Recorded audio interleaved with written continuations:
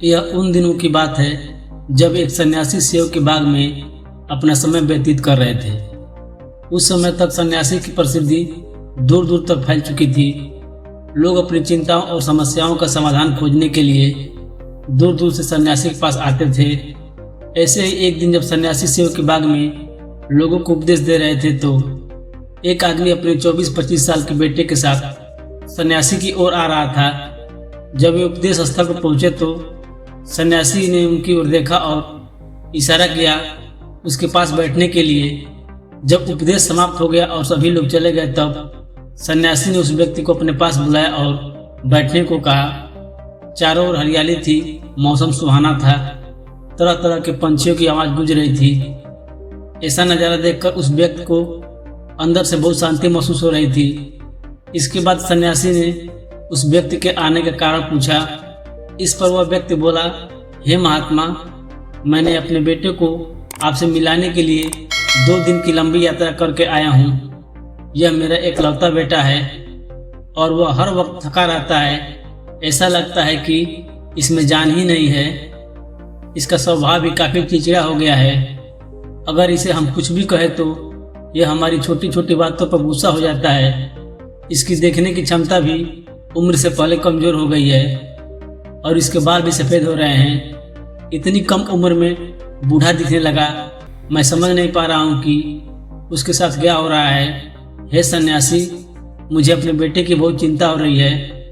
मैं अपने बेटे को डॉक्टर के पास ले गया तो उन्होंने दवा दी और कहा, बेटा तनाव कम लो।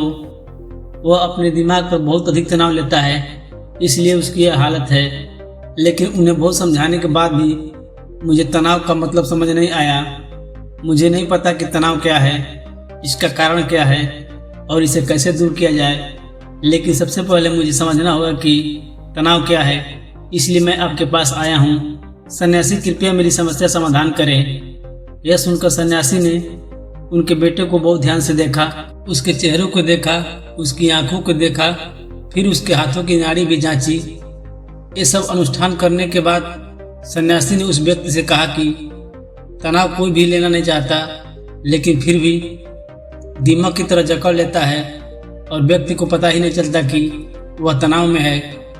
लेकिन अगर व्यक्ति तनाव के कारणों को अच्छे से समझ ले और तनाव के बारे में एक पैमाना बना ले जिससे उसे पता चल सके कि वह कितना तनावग्रस्त है, तो वह इस समस्या का समाधान भी ढूंढ सकता है। सबसे पहले यह समझ ले कि तनाव क्या है। जब भी कोई व्यक्ति काम कर रहा हो लेकिन उसका मन कल्पनाओं में भटक रहा होता है, इसलिए उसके शरीर और दिमाग के बीच एक दूरी बन जाती है। यह दूरी जितनी अधिक होती है, व्यक्ति उतनी देर तक बेहोशी की स्थिति में रहता है और शरीर और मन के बीच के आखिर पसंदीदा खेल खेलने के बाद इंसान ऊर्जा और खुशी से क्यों भर जाता है, जबकि वो अपने शरीर को थका चुका होता है। लेकिन समझने वाली बात यह है कि खेलते समय दिमाग और शरीर पूरी तरह से एक साथ खेल में केंद्रित होते हैं, जिससे शरीर और मन के बीच दूरी नहीं रहती और तनाव नहीं आता और मन में कोई तनाव हो तो दूर हो जाता है। लेकिन इसके विपरीत जब हम कुछ ऐसा करते हैं जो हमें पसंद नहीं है तो हमारा शरीर वह काम तो कर रहा है लेकिन हमारा मन कहीं दूर कल्पनाओं में भटक रहा है, जिससे शरीर और दिमाग के बीच दूरी पैदा होती है और तनाव पैदा होता है। इसलिए ऐसा करना चाहिए, एक समय में केवल एक ही काम करना चाहिए और अपने शरीर और दिमाग की सारी शक्ति उसी काम में लगानी चाहिए ताकि व्यक्ति के अंदर तनाव पैदा ना हो। सबसे प्रमुख कारणों में से पहला है अति महत्वाकांक्षी होना।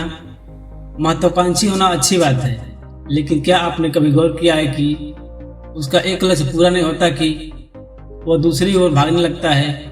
अगर दूसरा पूरा हो जाता है तो फिर तीसरी ओर, और इस प्रकार वह गोल गोल घूमता रहता है अपने जीवन में अपने लक्ष्य को प्राप्त करने के लिए। इसलिए जो व्यक्ति अधिक महत्वाकांक्षी होता है, जो बड़े बड़े लक्ष्य निर्धारित करता है, वो कभी भी वर्तमान में नहीं रहता है। उसका दिमाग हमेशा भविष्य की योजनाओं में व्यस्त रहता है।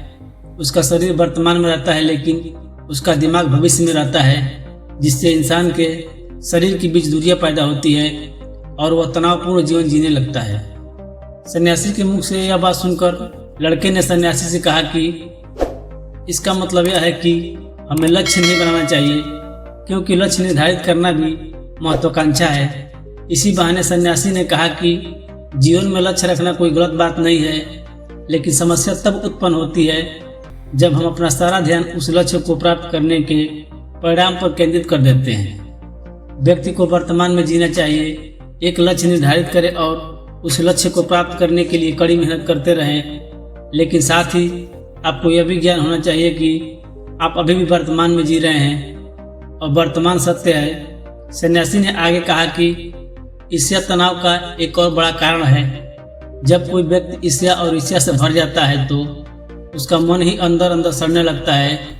ईर्ष्या एक आंतरिक घाव है, यानी मन का घाव, यानी तन का घाव। इंसान के शरीर का घाव तो ठीक हो सकता है, लेकिन मन का घाव कभी भी भर नहीं सकता। इसलिए कभी भी दूसरों की उन्नति और खुशी से ईर्ष्या नहीं करनी चाहिए, क्योंकि ईर्ष्या तनाव के कारण बनती है। इसके बाद सन्यासी ने तनाव का अगला कारण बताया और कहा कि अरुचिकर काम भी मन को तनाव पैदा करता है।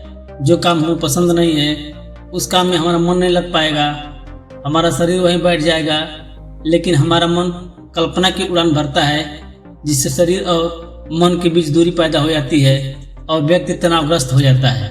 इसलिए व्यक्ति को हमेशा अपनी रुचि के अनुसार ही कार्य करना चाहिए। यदि व्यक्ति ने यह तय कर लिया कि उसे कौन सा काम करना है और वह उसी काम को अपने जीवन का लक्ष्य बना लेता है, तब वह काम उसके लिए काम नहीं बल्कि खेल बन जाता है। लेकिन दोस्तों, अपने जुनून को फॉलो करो, यह कहना कितना आसान है, अपना सच्चा जुनून ढूंढना कितना मुश्किल है। क्योंकि आजकल ज़्यादातर युवा सेलिब्रिटीज और सोशल मीडिया से प्रभावित हैं। वे किसी भी काम को अपना जुनून मानते हैं और फिर कुछ दिनों तक कोशिश करने के बाद उसे बीच में ही छोड़ देते हैं, क्योंकि यह उनका जुनून नहीं था, और इस तरह वे अपना कीमती समय और ऊर्जा बर्बाद कर देते हैं। तनाव का चौथा कारण है दूसरों से उपेक्षा करना। सन्यासी ने उस व्यक्ति की ओर इशारा करते हुए कहा, एक पिता के रूप में तुम्हें अपने बेटे से बहुत सारी उम्मीदें होगी, लेकिन आपका बेटा बहुत सफल इंसान बने, आपका नाम रोशन करे और जैसा जीवन चाहे वैसा जिए, आपकी हर बात माने। लेकिन क्या आज तक किसी की भी उम्मीदें पूरी हुई है? जब भी कोई व्यक्ति दूसरे से कुछ अपेक्षा करने लगता है तो वह अनजाने में तनाव पैदा करना शुरू कर देता है। खुद के लिए जरा सोचिए, अगर आपका बेटा आपके मुताबिक काम नहीं कर रहा है और वह वैसा नहीं बन रहा है जैसा आप उसे बनाना चाहते हैं, तो निश्चित तौर पर तनाव आपके दिमाग पर हावी हो जाएगा। आप तनावपूर्ण जीवन जीने लगेंगे और इस तनाव में आप इस तरह व्यवहार और बातचीत करेंगे कि आपके अपने बेटे के साथ संबंध बद से बदतर होते चले जाएंगे।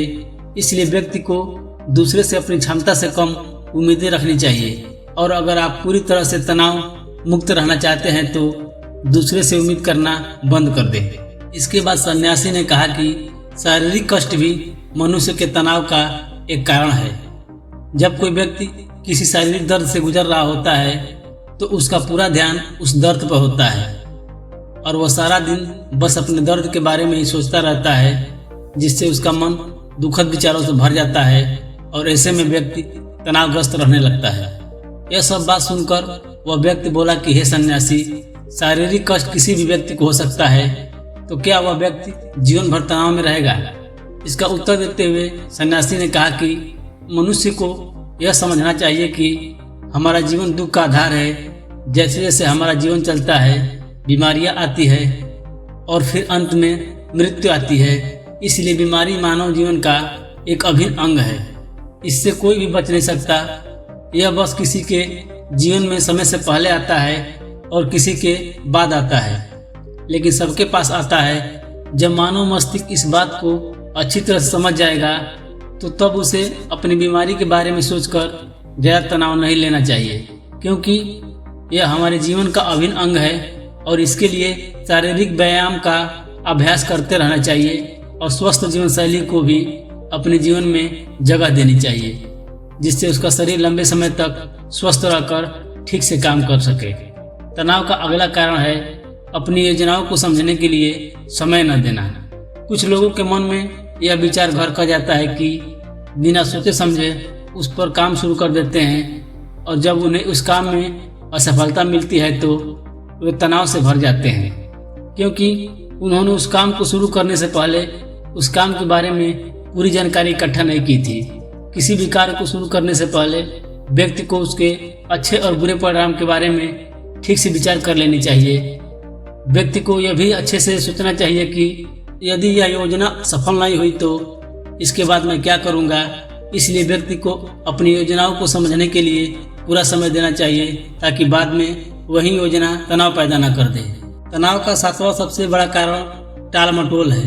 आज का काम कल को डाल देना।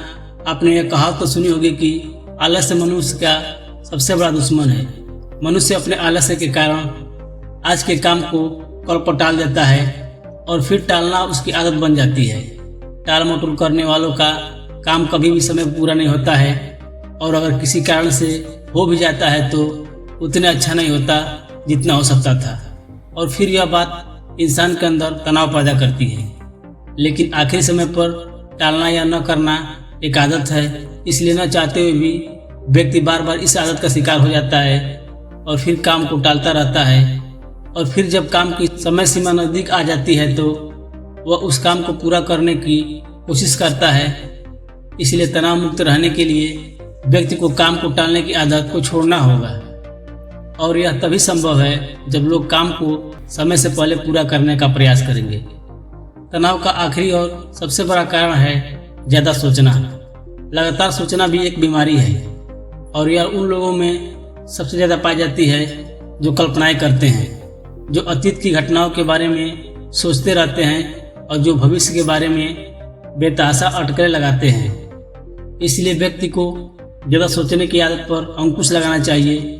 उसे जितना हो सके खुद को काम में व्यस्त रखने की कोशिश करनी चाहिए, और प्रतिदिन ध्यान के अभ्यास को अपने जीवन का हिस्सा बनाएं।